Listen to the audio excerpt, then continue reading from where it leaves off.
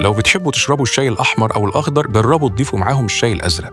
يمكن ناس كتير ما تعرفوش، لكنه من المشروبات الملكية القديمة، كان معروف زمان كمشروب ملكي لتحسين المزاج وتقوية الصحة ومقاومة الإرهاق.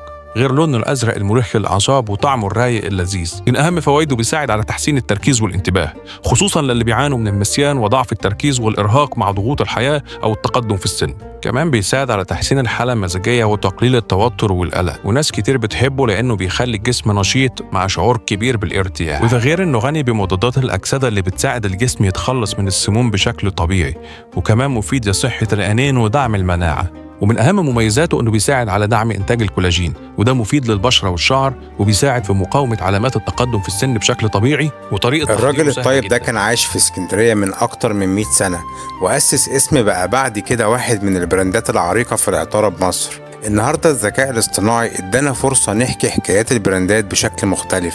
ما بقاش الإعلان مجرد صورة أو بوست بيتنسي، دلوقتي تقدر تحول منتجك لقصة وليه روح وإحساس يعلق في قلوب الناس، لأن المنافسة النهاردة ما بقتش للأقوى بس، لكن للي يعرف يقدم نفسه بطريقة إبداعية مختلفة ما تتنسيش أبدا.